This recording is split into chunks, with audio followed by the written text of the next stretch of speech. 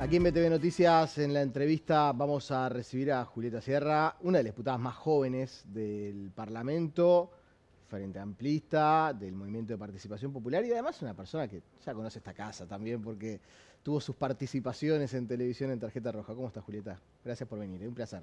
Muy bien, muchas gracias por la invitación. Muy contenta de estar acá. Vamos a hablar un poco de tu llegada al Parlamento, de lo que representa y después nos metemos en los temas de coyuntura.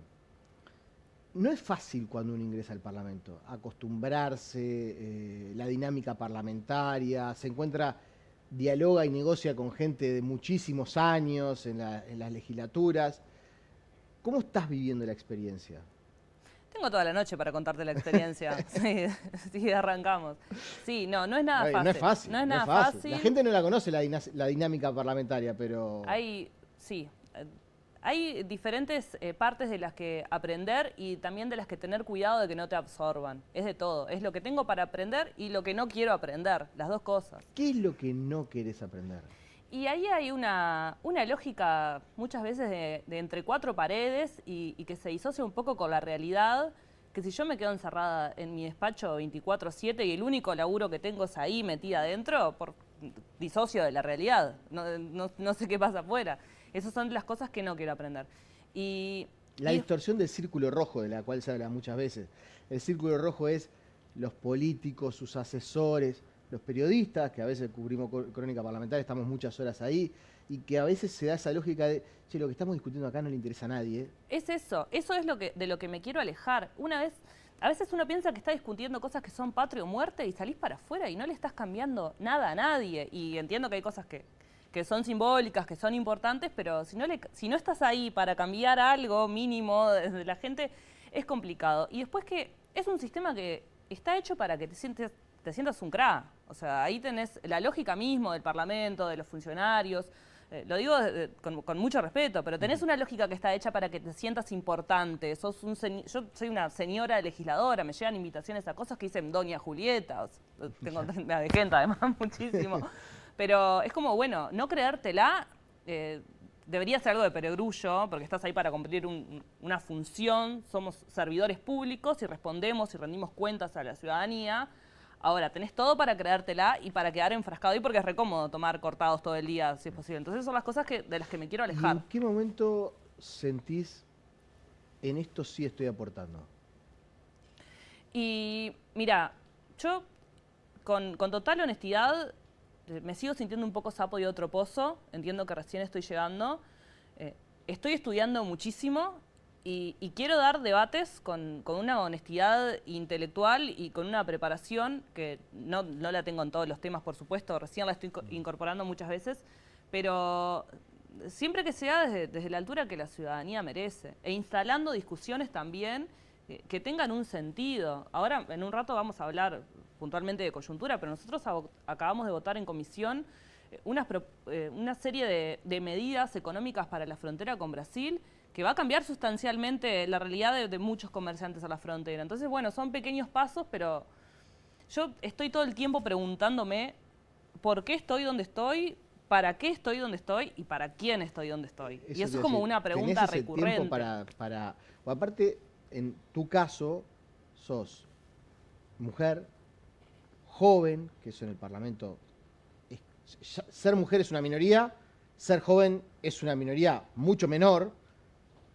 y sos del interior, que tampoco es algo sencillo hacer carrera siendo del interior, siendo mujer y siendo joven. Es decir, se dan un montón de factores donde sos uno de esos casos excepcionales que llegan a esos lugares. Tenés que demostrar 10 veces más las cosas, 10 veces más que tengo buenas intenciones, que estoy preparada, que me lo tomo en serio, porque es muy fácil quedar como, perdón, hablando mal y pronto, yo hablo así en el Parlamento y hablo así en todo lado, pero es muy fácil quedar como una boludita que está solo para las fotos o nada, y en realidad es un trabajo. Elegí estar en la Comisión de Hacienda porque entiendo que es la que te da un paneo general de todo lo que pasa en el Estado y porque me lo quiero tomar en serio de verdad. No quiero desprestigiar el resto de las comisiones, por supuesto, pero digo, mi intención... Estás en la presidencia de la Comisión de Hacienda. Sí, estoy en la presidencia de Hacienda y bueno, ahora se va a integrar con presupuesto. Ahí preside el presupuesto, quienes integran la Comisión de Presupuesto, pero es la comisión que va a seguir como el detalle afinado por encima de todos los temas. Y aún así hay que demostrar siempre, ¿no? Y está bien, pero a veces es como, bueno, tampoco me exijan más que al resto, pongamos un mismo parámetro. Y sentís que a veces te miran con una lupa distinta, que te evalúan con una vara distinta. Sí, pero no lo quiero usar como una victimización porque no son mis formas, ni mucho menos. Tampoco quiero que me traten con condescendencia, que también pasa, bueno, estás aprendiendo. Tampoco quiero la condescendencia, quiero de par a par. Como persona y cuadro político, porque cuando uno llega al Parlamento ya, vos decís, doña Julieta Sierra en algunas invitaciones, pero también los dichos empiezan a tener otro relieve. Ya no habla solo la militante, por más que lo siga haciendo, habla la diputada, la presidenta de la Comisión de Hacienda. En estos últimos días, semanas, en el Frente Amplio se ha instalado mucho la discusión sobre el 1%, el impuesto del 1% al 1% más rico del país. El tono de la discusión, ¿te satisface? Y a mí me cuesta a veces diferenciar y asumir que ya no soy más solo una militante y que tengo una responsabilidad, como decías, y que eso implica justamente una responsabilidad, valga la redundancia. Y muchas veces entramos en un terreno de chicanas, personas que tenemos responsabilidades, que no es bueno. No creo que se esté dando ahora puntualmente en esta discusión, hablo en general. Creo que en esta discusión que recién está arrancando, y ya te adelanto que celebro que se dé la discusión, creo que todavía no entramos y ojalá no entremos en un terreno de chicanas por parte de quienes tienen responsabilidades. Pero sabés que hay mucha gente que esto es un tema de 3 senadores de 17 del Frente Amplio, no le gustó. Lo entiendo. No lo tomaron como una chicana, pero sí lindante con la soberbia. Sí, igual si escuchamos la entrevista completa, es un recorte de 10 segundos comparado con una explicación donde Betiana, que además es una gran compañera y que tiene una honestidad brutal, una honestidad intelectual brutal, dice que hay que abrir la discusión. Quizás no fueron las palabras acertadas, puntualmente esas, pero el trasfondo que ella deja claro es la discusión hay que darla. Será esta a través de esta forma, será a través de otra, pero necesitamos redistribuir mejor. Hay gente que gana mucho y hay gente que gana muy poco y esa disparidad hay que atacarla de alguna forma. ¿Pero qué necesitamos redistribuir mejor? Bueno, discutir, por ejemplo, cómo estamos distribuyendo, cómo estamos tributando en este país. Quiero discutir el 1%, quiero discutir también qué pasa con impuestos a las transnacionales, qué pasa con la gente que tributa en el exterior, que tiene sus ganancias en el exterior. La discusión en términos profundos me parece interesantísima para darla como país. Hicieron la campaña diciendo que no iban a aumentar impuestos. Yo siempre digo lo mismo y hago la salvedad, porque creo que fueron especialmente puntillosos y yo trato de llevar las cosas al pie de la letra. No se dijo no aumentar la presión fiscal sobre el total de la sociedad, lo cual a mí me da margen a que creo que va a haber una redistribución tributaria. Esa es una convicción personal mía.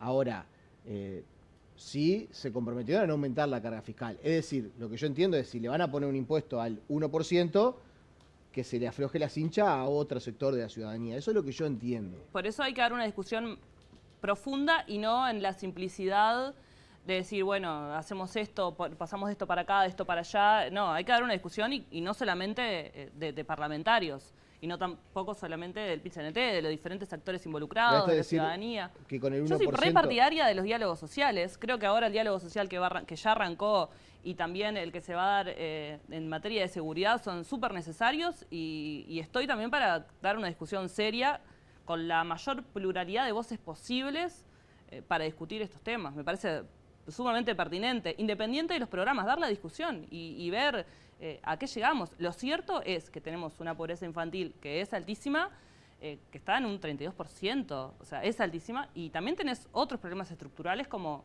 más de 500.000 de personas que ganan 25.000 pesos. Y también es cierto que hay... la mayoría de las personas con ganancias altísimas no están tributando acá. Entonces creo que es una discusión, la gente que evade, es una discusión que tiene varias aristas que no se puede simplificar ni a consignas, ni a chicanas, ni a mucho menos. Creo que está bien que se abra la discusión.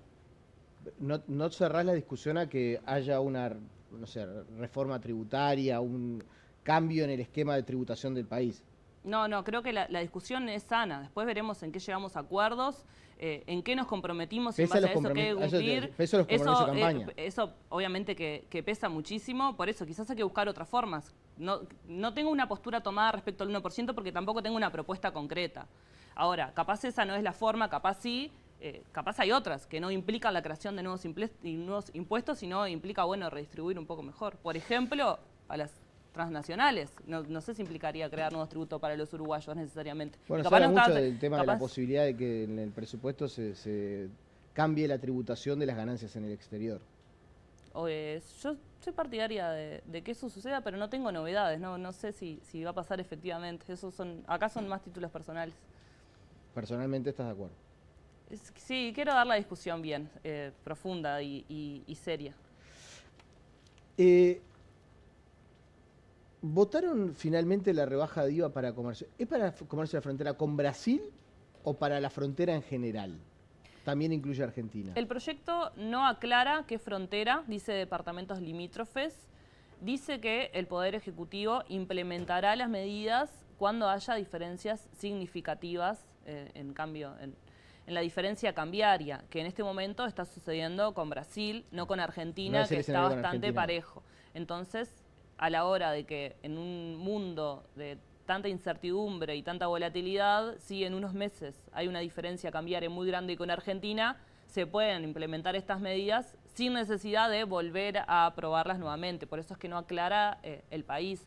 Yo, como decías, soy del interior, sé cómo pegó la diferencia cambiaria con Argentina en el 2022, donde los locales, los comercios en infraeventos cerraban directamente, donde no podés juzgar a la gente porque iba a comprar a Gualeguaychú porque las cosas eran muy baratas. Yo siempre digo, ¿no? Desde acá es muy fácil, pero andá a decirle a alguien que cobra 15.000 pesos que no vaya a comprar más barato. Te cambiaba sustancialmente el consumo de productos básicos porque la gente iba a buscar productos de limpieza, comida, no es que iban a hacer compras extravagantes ni lujosas. Ahora esto atiende una problemática que además nosotros en comisión recibimos a comerciantes de Artigas, de Rivera, de Cerro Largo, de Tacuarembó, incluso aunque no sea frontera, de 33, de Rocha, y sí hay que profundizar las medidas porque es una situación que es estructural. Todos la tomaron como sumamente de recibo, incluso los comerciantes de Rivera y de Artigas nos decían que era una señal histórica, que nunca habían vivido una diferenciación en medidas puntuales que represente a los comerciantes de esta forma. ¿Y esto en cuanto al trámite parlamentario, tienen la intención de sacarlo lo más rápido posible? Mira, hoy arrancábamos la entrevista hablando de cómo me voy adaptando y los tiempos parlamentarios es algo a lo que me está costando adaptarme porque todo lleva su proceso y su discusión. Y está bien porque habla de la seriedad del tema, está bien. Yo, cuando entró el proyecto, dije, bueno, lo votamos enseguida, entró a comisión, lo votamos porque la gente lo necesita. Y ahí, en realidad, tuve que entender que no era tan fácil, que la oposición, por supuesto, tenía que estudiar en detalle el proyecto y que además empezaron a llegar solicitudes de comerciantes de asistir a la comisión y había que recibirlos antes de votar. Ahora que terminamos este proceso, esperamos votarlo el martes en diputados, que luego pasa al Senado y luego se apruebe. Hablando de los tiempos parlamentarios, ¿el tema solución a deudores en qué está? Nosotros tuvimos la presentación del proyecto en la Comisión de Hacienda. Es un proyecto que tiene muchos antecedentes. No es un proyecto que inicia ahora ni con el Frente Amplio ni con Cabildo Abierto en la juntada de firmas por reformar la Constitución, sino que tiene antecedentes de larga data. Ahora, puntualmente, lo que estamos haciendo ahí en un grupo de legisladores es, bueno, juntar, recoger los puntos en común que hay entre todos los proyectos y ver si podemos aprobarlo. No te voy a decir ya porque va a entrar el presupuesto, pero en esto de los tiempos parlamentarios, con el menor plazo posible de discusión, porque hace 10 años que se discute el tema de deudores. Entonces tenemos que ponernos ¿No fue una moneda de cambio por el apoyo de Cabildo Abierto? No, se presentó 3 días después. No iba a ser tan burda de decir, bueno, hoy votás esto y mañana te presento esto. Igual se pensó. En ámbitos políticos mucha gente dijo, che, le están devolviendo a Cabildo Abierto los votos para el tope de endeudamiento. Sí, no es así. De hecho, hay diferencias sustanciales de este proyecto con Cabildo, que le hemos hablado con el diputado Perrone en conversaciones informales. Ellos quieren incorporar las deudas que la gente tenga con el Estado también en este proyecto. Nosotros consideramos que no es pertinente porque no es lo mismo una deuda que puedas tener con un organismo público que con casas de crédito. Es parte de la discusión que vamos a dar y claramente no es el mismo proyecto. Pero sí tiene un espíritu compartido, también por parte del resto de los partidos. Así que confío en que vamos a llegar a un acuerdo. ¿No va a ser este proyecto? ¿Con Economía ya lo consultaron? Sí, en conversaciones informales. Tienen que comparecer, por supuesto, en la Comisión de Hacienda, llegado el momento. Ahora estábamos con esto de frontera. Después va a entrar el presupuesto, pero va a comparecer y va a dar también su punto de vista, que seguro también tienen aportes para hacer. Nosotros lo que, en una Cámara de Diputados que no tiene mayoría parlamentaria, yo considero que la mayoría de los proyectos que presentamos son borradores, porque es muy difícil que, no teniendo mayoría parlamentaria, se apruebe tal cual está un proyecto. Más cuando son tan importantes o tan incisivos o que abarcan una sensibilidad muy grande. Entonces esto hay que negociarlo, pero para negociar necesitas una propuesta escrita. Si no, negociamos en el aire sobre nada. La última, ya pasó un tiempo. ¿En qué momento o cuánto extrañás a José Mujica? Me está costando, me río porque me está costando dimensionar mucho su pérdida y es algo que me entristece bastante seguido. Creo que hace falta sus consejos y su perspectiva de futuro. Creo que en esto que hablábamos hoy de las discusiones con chicanas mediantes y demás, creo que responder a su legado también es responder a respuestas con mayor profundidad que el simplismo que nos presenta el día a día y la cotidianeidad y la tentación de la confrontación. Creo que él, aún en sus últimos días de vida, tenía una perspectiva de futuro, de tener mucha fe en los jóvenes, lo cual me da un miedo tremendo, porque creo además que no vamos a responder. Creo que él se repartió en todo caso en miles de personas para poder cumplir su rol y es un legado que vamos a tener que estar a la altura. Es como que no te cayó la ficha todavía. Sí, estoy procesándolo, pero porque se extrañan los consejos, se extraña su forma tan particular de decir las cosas de una forma en que lo entendía cualquier persona sin importar nada, formación, clase social, barrio, punto del país. Y eso se extraña. Julieta Sierra, te agradecemos por estos minutos. Muchas aquí en gracias. MTV Noticias. Pausa y seguimos con más.